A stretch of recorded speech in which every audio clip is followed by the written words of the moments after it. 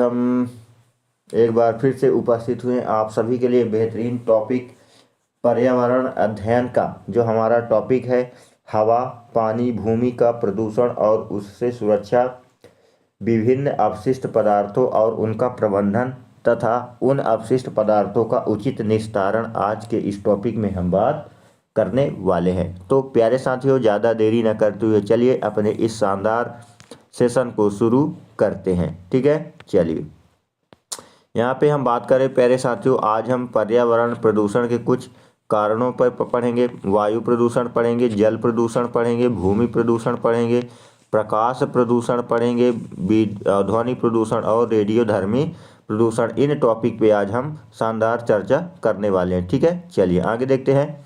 हम बात करें प्यारे साथियों यहाँ पे अगर प्रदूषण के बारे में, तो प्रदूषण क्या है?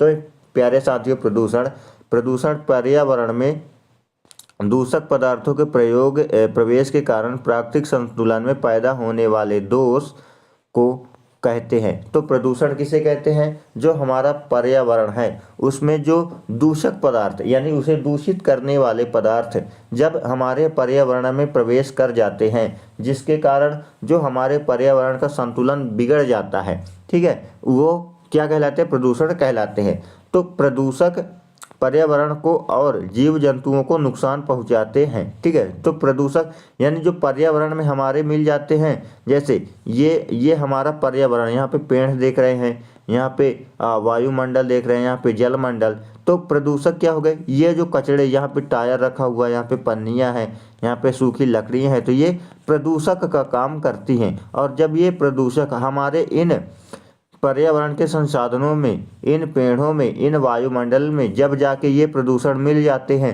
तो वह क्या कहलाता है? पर्यावरण प्रदूषण फैलाते हैं। ठीक है, चलिए आई होप साथियों आपको क्लियर हो गया होगा।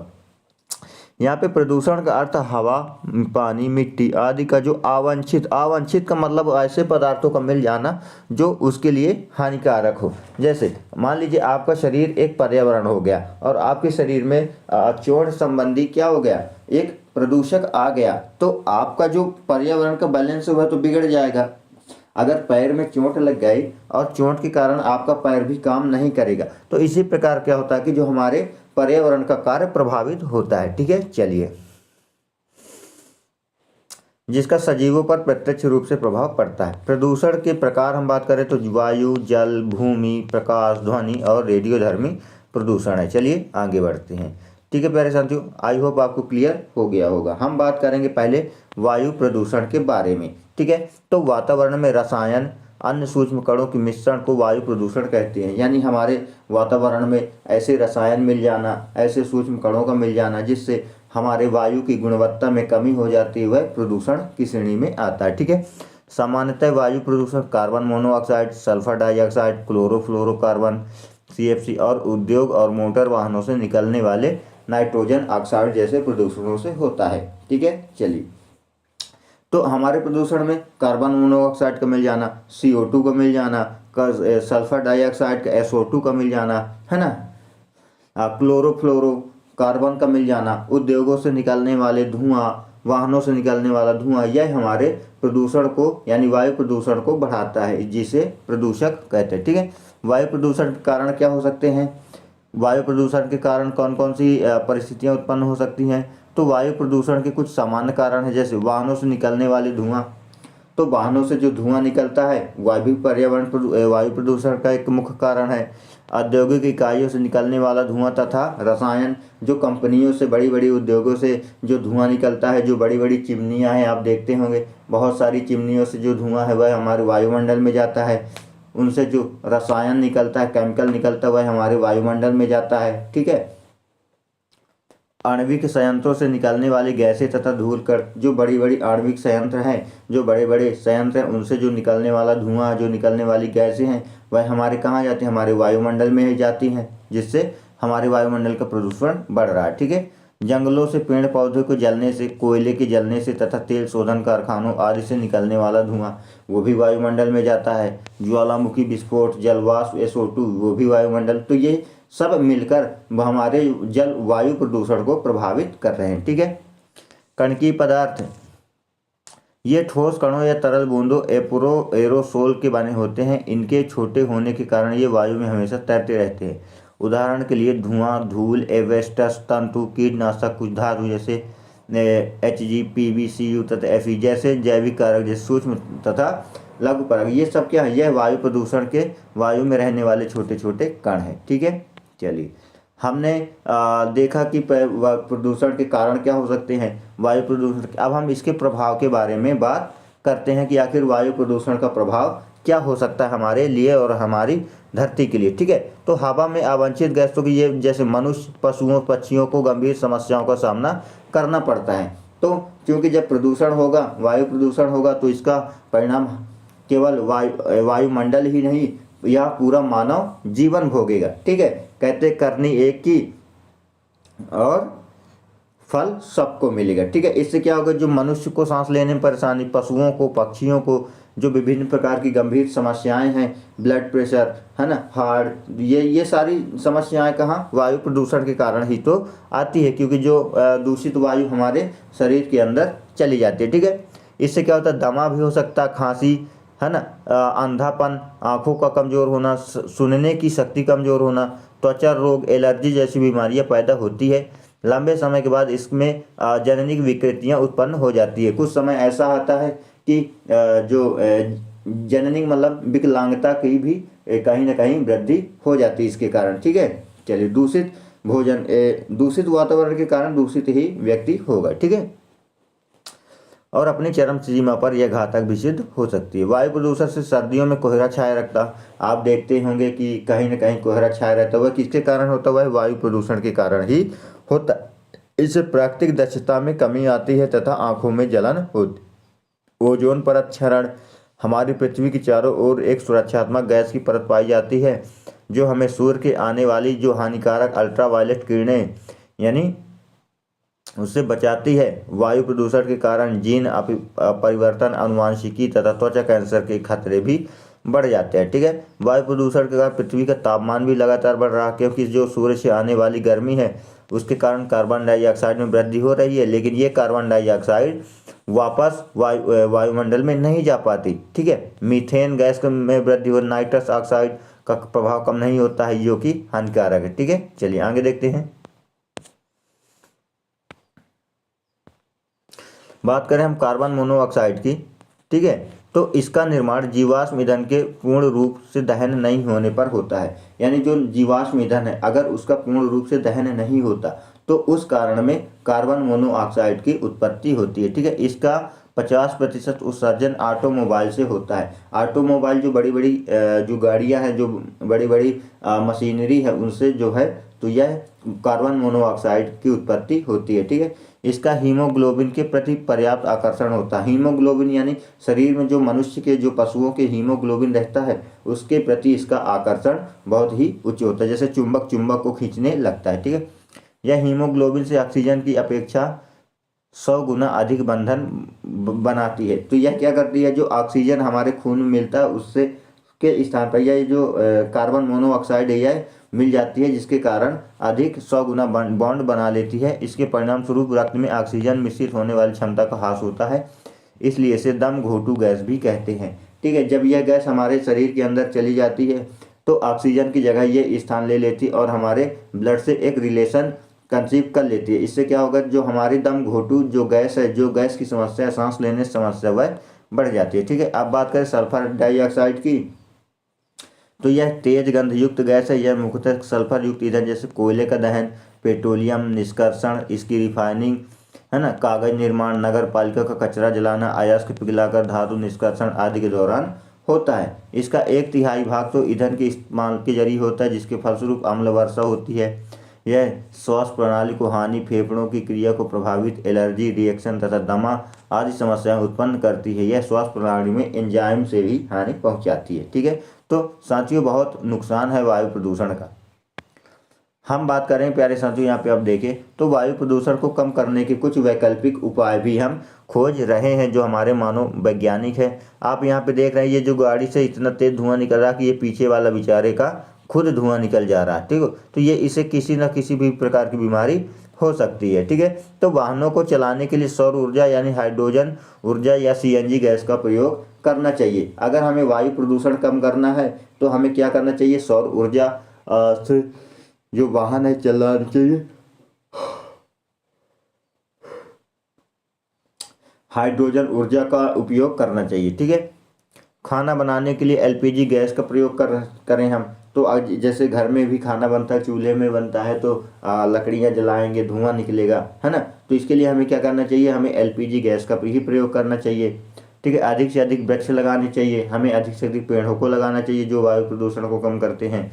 फसलों से प्राप्त एक अपशिष्ट का प्रयोग जानवरों के लिए भूसे के रूप में हम कागज के निर्माण में करें। तो जो फसलों से एक अपशिष्ट पदार्थ प्राप्त होता है, जैसे पैरा हो गया, भूसा हो गया, तो इसका प्रयोग हम जानवरों के किसके भोजन के रूप में कर सकते हैं और कागज निर्माण में भी कर सकते हैं। ठीक है, चलिए आगे देखते हैं।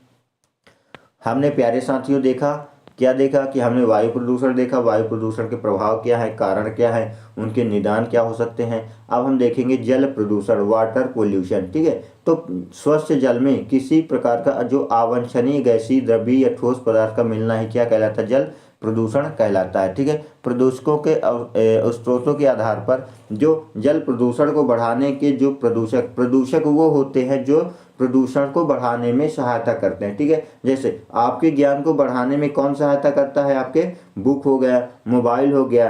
ठीक है, तो ये आपके क्या हो गया, ज्ञान बढ़ाने के साधन। तो उसी तरह प्रदूषण को भी बढ़ाने के साधन होते हैं जिनको हम प्रदूषक कहते हैं। ठीक है, आई होप आपको क्लियर हो गया होगा। चलिए आगे देखते हैं।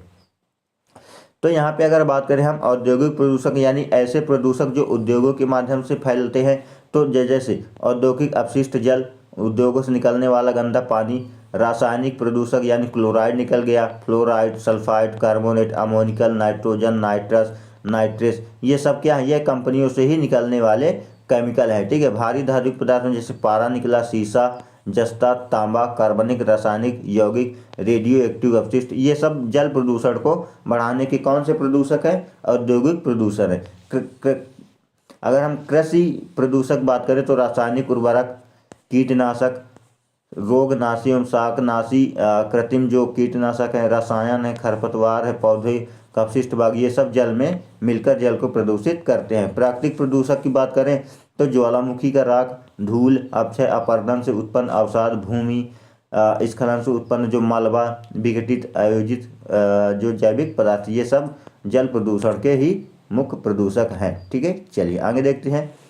नगरीय प्रदूषक बात करें तो नगरीय प्रदूषक यानी नगर से निकलने वाले जो प्रमुख प्रदूषक है, विभिन्न प्रकार के आयन हो गए, सल्फेट आयन हो गए, नाइट्रेट आयन, नगरों से स्वचालित वाहनों तथा अन्य रूपों में जीवाश्म ईंधन के दहन से उत्सर्जित वायु प्रदूषकों के वर्षा के जल द्वारा घुलन उत्पन्न हो जाते हैं। तो ये जो नगरों से निकलने वाले अपशिष्ट है वह एकत्रित पड़े रहते हैं यहाँ वहाँ, और जब बारिश होती है तो बारिश में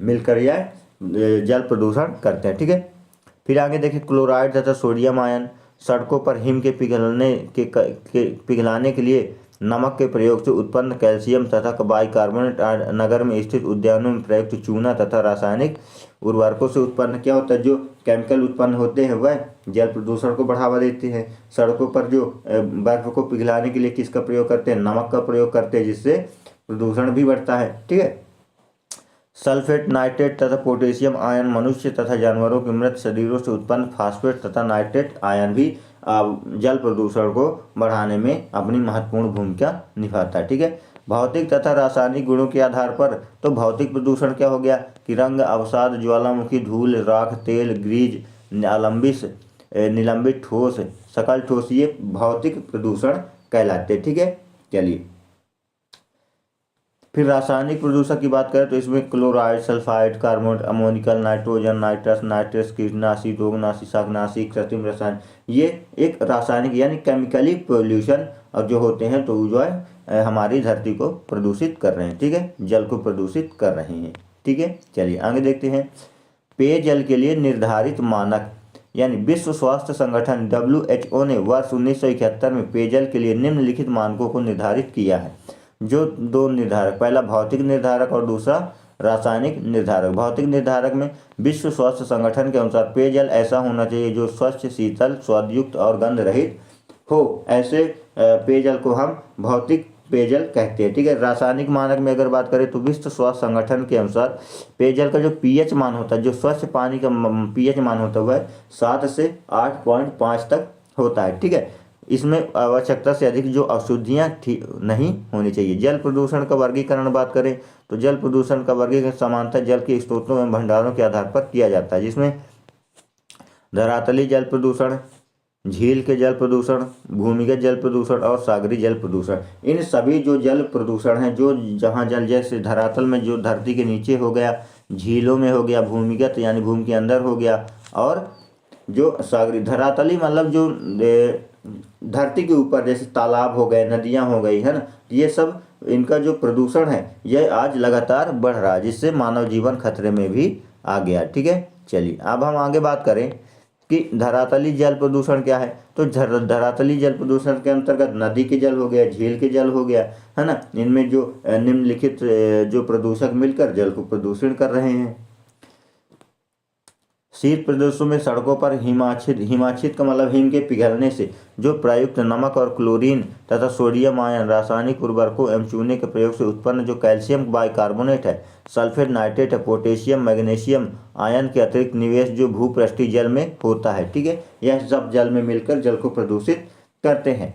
फसलों के रोगों एवं अवांछित पौधों को नष्ट करने के लिए खेतों में प्रयुक्त कीटनाशी, शाकनाशी, रोगनाशी, कृत्रिम रसायन, इनके भी मिलने से जल प्रदूषण बढ़ता है। ठीक है।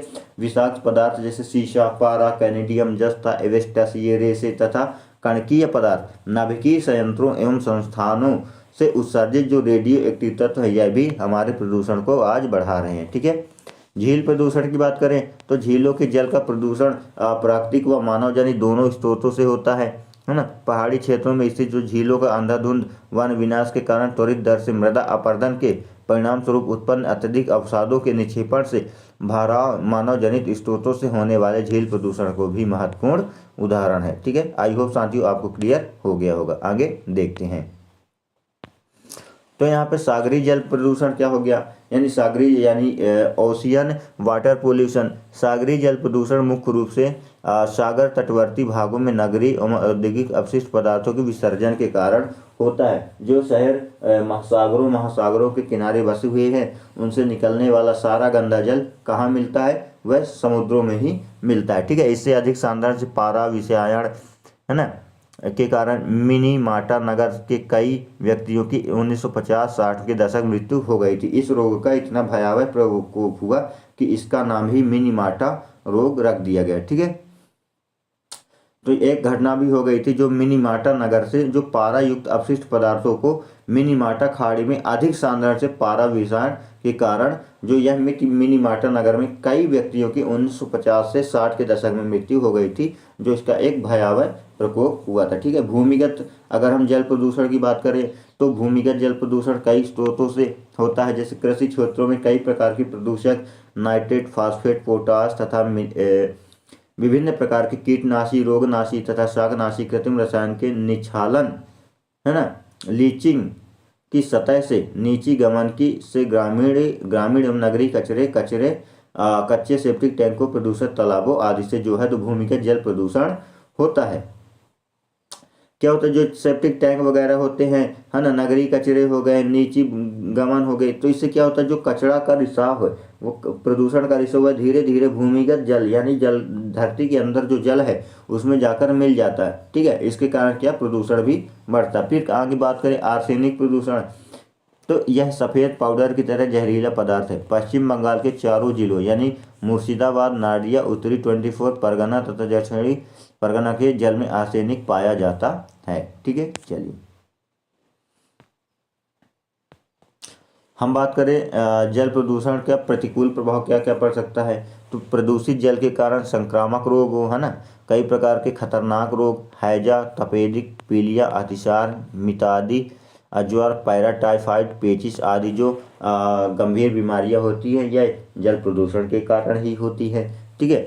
ठोस प्रदेशों से युक्त जल का सेवन करने से कोई प्राणघातक रोग भी उत्पन्न हो सकता है। उदाहरण के लिए एबेस्टस के रेशे से युक्त जल का सेवन से एवेस्टेटिस नामक जो जानलेवा रोग है वह हो जाता है। इसके द्वारा फेफड़ों का कैंसर तथा पेट का रोग उत्पन्न होता है। नदियों तथा झीलों या तालाबों के जल से अजैविक तथा जैविक पोषक तत्वों के साधन में वृद्धि होने से यूट्रेफिकेशन या सुपोषण हो जाता है, जिस कारण जलीय भागों में पौधों तथा जंतुओं की संख्या में को नियंत्रित योग से भी अधिक भरमार हो जाता है। ठीक है, चलिए